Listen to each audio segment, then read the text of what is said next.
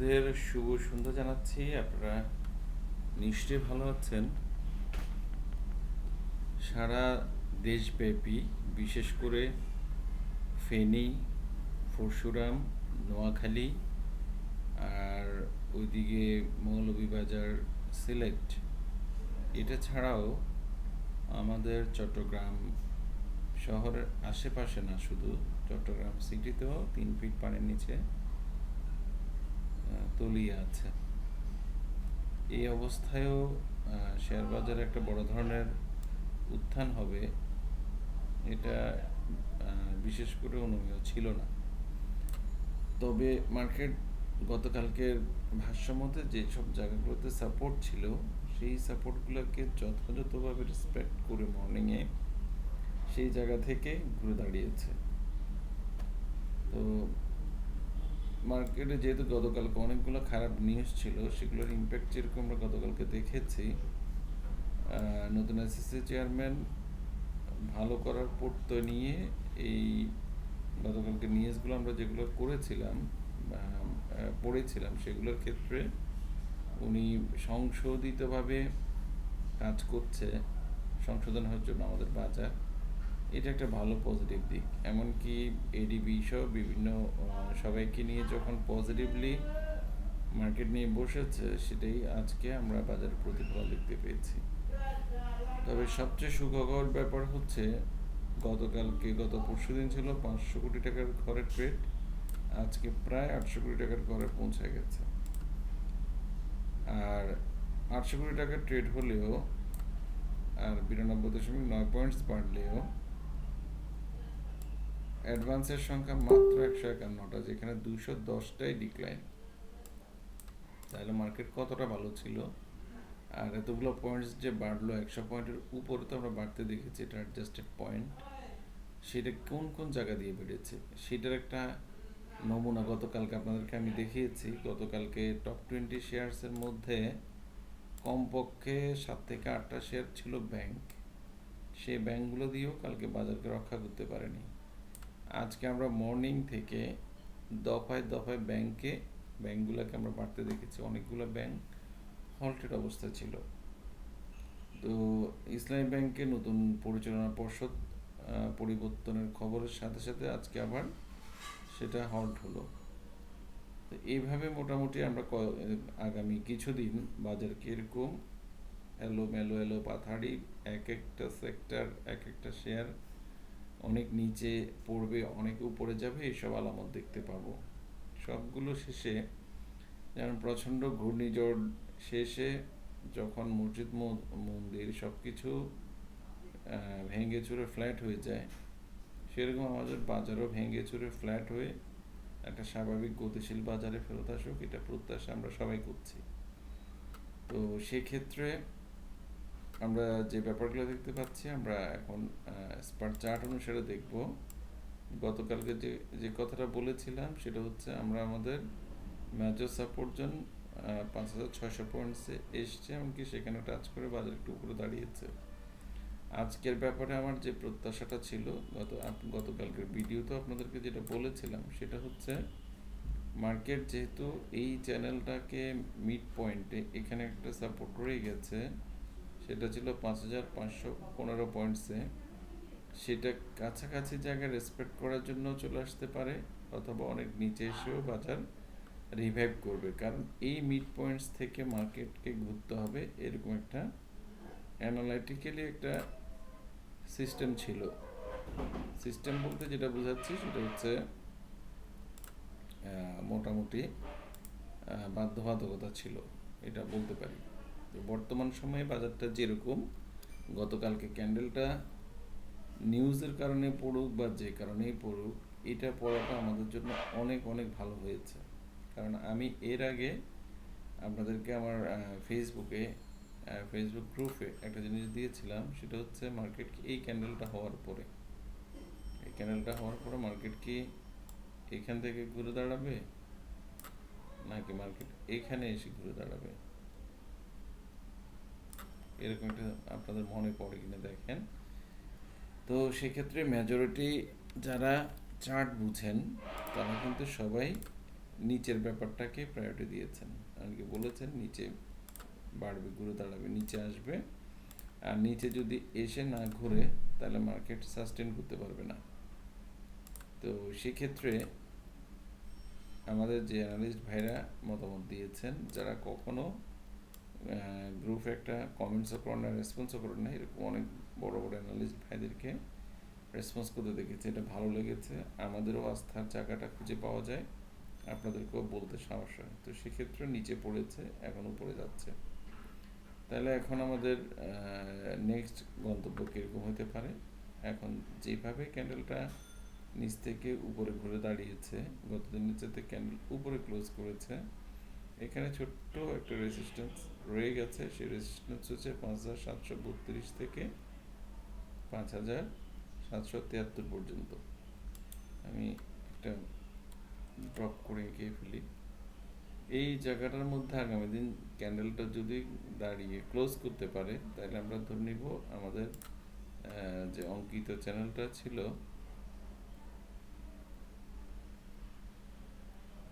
সেটা একটা জায়গায় শেষ করছে।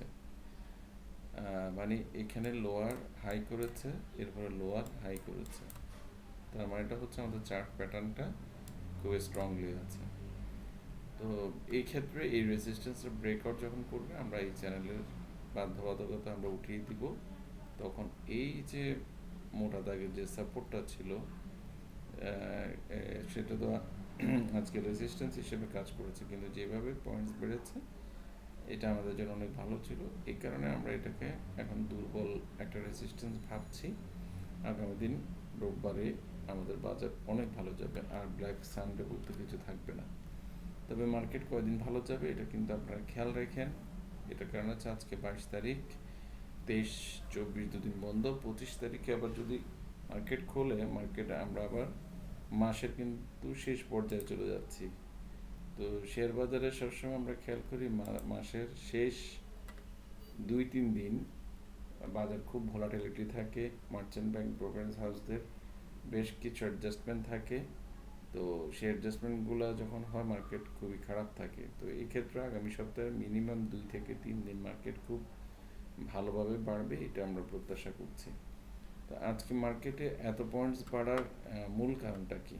মূল কারণটাই কিন্তু হচ্ছে এই যে জিপি, আমরা মর্নিংয়ে গতকালকে 334 থেকে আজকে 324-কে আসতে দেখলাম, আবার 350-এও যেতে দেখলাম। তো যেহেতু 10 টাকা বেড়ে শেষ করেছে, এটা বুঝতে পারছেন, ব্যাংকগুলোতে পয়েন্টস আছে, তারপরে ব্যাট ভিসিতে আছে, স্কয়ার ফার্মাতে আছে, ম্যারিকোতে আছে, ইসলামী ব্যাংক, ব্যাংক ট্যাঙ্ক, তো এগুলো মোটামুটি অনেক পয়েন্টস। তো 100 পয়েন্ট বাড়াতে এটা কোনো ব্যাপারই না। তো সেক্ষেত্রে পুরো বাজারে আমরা যে এখানে 151টা অ্যাডভান্স দেখেছি, এই 151টা অ্যাডভান্সের মধ্যেও কিন্তু অনেক হতাশাজনক একটা ব্যাপার আছে। তো সেই ব্যাপারটা না বললেই নয়। আমি একটু আজকের এটা দেখিয়ে দিই।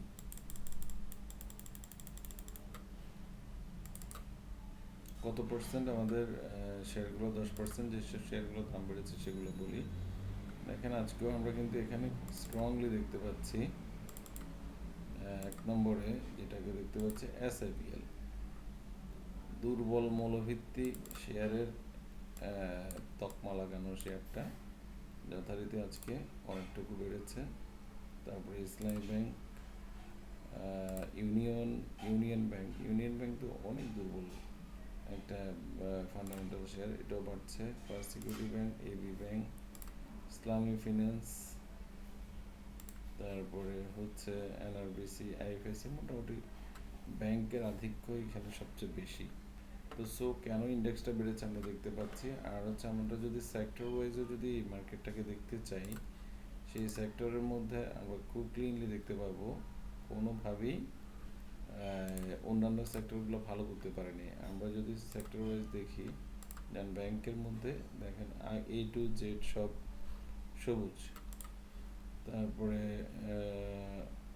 এরপর যদি আমরা ইঞ্জিনিয়ারিং দেখি, খুবই হতাশ, কিছুই নেই, 2-1টা শেয়ার ছাড়া। তারপরে আমরা যদি মেডিসিন দেখতে যাই, ফার্মাসিউটিক্যালস, সেম কেস। দিকটা ছাড়া সবগুলোই কিন্তু পতন মুখে আছে। টেক্সটাইল যদি দেখতে যাই, খুবই খারাপ অবস্থা। তারপরে আরও অন্যান্য সেক্টরের মধ্যে আমরা সবগুলো সেক্টরকে এরকম খারাপ অবস্থা দেখতে পাচ্ছি। তো এই ক্ষেত্রে আমরা যদি সেক্টরগুলোকে ভালোভাবে পর্যবেক্ষণ করি, এখানে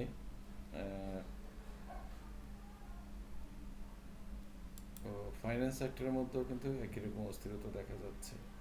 আর ইন্স্যুরেন্স তো দীর্ঘদিন ধরে খুবই খারাপ কন্ডিশনের মধ্যে দিয়ে যাচ্ছে। তো এখন যদি ব্যাংক লিজিং দিয়ে বা জিপি, স্কয়ার ফার্মা, ব্যাডভিসি দিয়ে যদি পয়েন্টস বাড়াতে হয়, তাহলে সেক্ষেত্রে যদি সবসময় ওগুলো বাড়ে, তাহলে এই সাইডের সেক্টরগুলোর অবস্থা কী হবে? তো সেগুলো যে বাড়বে না তা না, এগুলো বেড়ে একটা পর্যায়ে এইসব সেক্টরগুলোকেও বাড়তে হবে। তো সেই সেক্টরগুলো বাড়লে তখন আপনাদের শেয়ারগুলোর দাম বাড়বে, এটা যথাযথ। আমি কিছু শেয়ার যেগুলো আপনারা বিভিন্ন সময় দেখতে চেয়েছিলেন বা আমি বিভিন্ন সময় দিয়েছি, ব্যাংক লিজিং বা অন্যান্য সেক্টর বাড়ার কারণে এগুলোর পজিশনিং কী অবস্থা এসে দাঁড়িয়েছে সেগুলো একবার বলি। যেমন আইবিপির যদি আমরা একটা স্ট্রং সাপোর্ট দেখি, এটা ট্রিপল বটমে এসে দাঁড়িয়ে গেছে, মোটামুটি ইউজ বটম। এখানে আমরা জানি ডাবল বটম ক্রিয়েট করলে মার্কেট রিভার্স করে, আজকেও কিন্তু সেটা রিভার্স করেছে। তো এখন যদি ব্যাংক লিজিং স্লো হয়, এই শেয়ারগুলোর দাম বাড়তে থাকবে। আমি ক্রমান্বয়ে দ্রুতই অনেকগুলো শেয়ারের নাম বলবো। যেমন ইটিএল একটা মেজর সাপোর্ট জোন আছে 11 টাকা 20 পয়সা, সেই জায়গায় এসে দাঁড়িয়েছে। তারপরে ন্যাশনাল হাউজিং অ্যান্ড ফিন্যান্স অবশ্য আজকে ছিল জিপিএইচ ইস্পাত, এটার একদম এই মোটামুটি রিসেন্ট যে হিস্ট্রি লোগুলো ছিল সেই হিস্ট্রি লোতে এসে সাপোর্ট পেয়েছে। তারপরে আইপিডিসি একটা সুইং করার জন্য রেডি হয়ে গেছে, সে সুইং করে উপরে যাওয়ার জন্য আজকে বেশ ভালো মুভমেন্টে চলে গেছে। তারপরে হচ্ছে এলআরবিডিএল এর ক্ষেত্রে আমরা যেটা দেখতে পাচ্ছি, একটু বড় করেই দিই। হ্যাঁ, এলআরবিডিএল এর ক্ষেত্রে আমি যদি যে চার্ট প্যাটার্নটা দেখতে পাচ্ছি, সেটা হচ্ছে inverted head and shoulders pattern তৈরি করে রেখেছে। সেটা অনুসারেও যদি আমরা দেখি,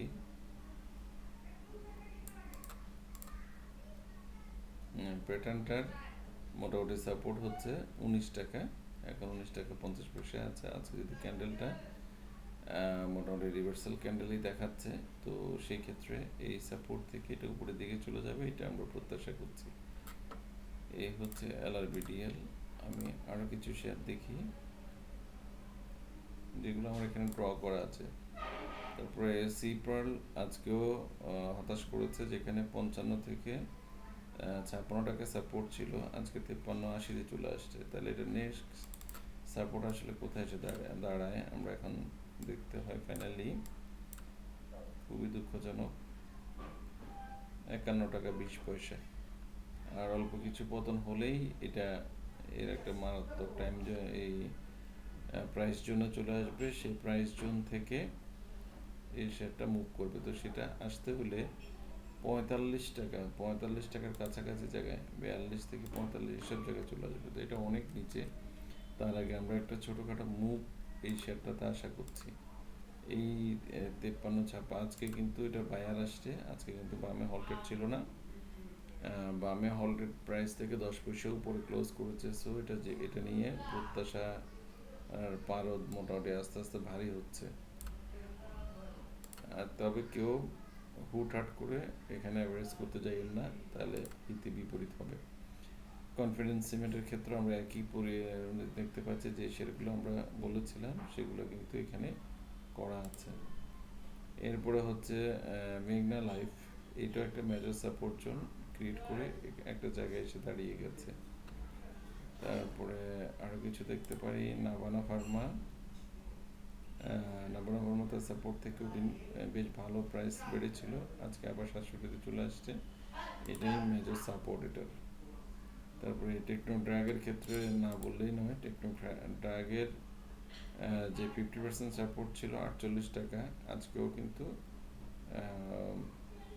সাপোর্ট ভেঙে আরেকটা সাপোর্ট ভেঙে নিচে চলে আসছে। এখন নেক্সট ভরসা হচ্ছে এটার 61.8%, মানে 43 টাকা। এই জোন থেকে শেয়ারটাকে দাম বাড়তে হবে, এটার কোনো আর কোনো সাপোর্ট আঁকার দরকার নেই, এটাই লাস্ট সাপোর্ট। তারপরে নাহি ক্যাপ, নাহি ক্যাপের ক্ষেত্রে আমরা যেটা দেখতে পাচ্ছি আজকে মোটামুটি ক্যান্ডেলটা যে একটু বড় করে দিই, নাহি ক্যাপের ক্ষেত্রে আমরা যে ইনভার্টেড ডোজি এটাকে বলতে পারি, খুব চমৎকার একটা ডোজি ক্যান্ডেল করেছে। এমনকি এটার মেজর যে সাপোর্টগুলা সেই সাপোর্টগুলোতে এসে কিন্তু দাঁড়িয়ে গেছে, এখানেও কিন্তু বেশ স্ট্রং সাপোর্ট ছিল, দেখেন এই জোনটাতে এসে ঢুকে গেছে। তো এখান থেকে এটা রিভার্সাল আমরা খুব শীঘ্রই আশা করছি, কারণ এটা হায়ার হাই করছিল এই কদিন, আর এই জায়গা থেকে আর নিচে নামার খুব বেশি একটা সুযোগ নেই। যদি কোনো কারণে এটা ৩০ টাকা ভেঙে যায় ৪০ পয়সার নিচে, তাহলে কিন্তু এটা ২৮ টাকায় চলে আসবে। তো সো যারা এই শেয়ারটাতে হোল্ডিংসে আছে এটা কিন্তু সাবধানতা অবলম্বন করতে হবে।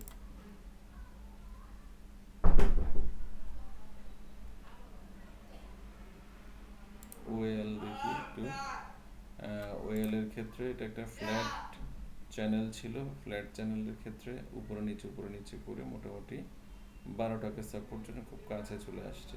তো এর মধ্যে ব্যাংক রেজিং বাড়ছে, আমি প্রত্যাশা করছি এটা ১২ টাকা চলে আসবে, ১২ টাকা আসলে তখন এটা আবার বায়ের জন্য চলে আসবে। তো ধন্যবাদ, সবাই ভালো থাকবেন, এনজয় করেন।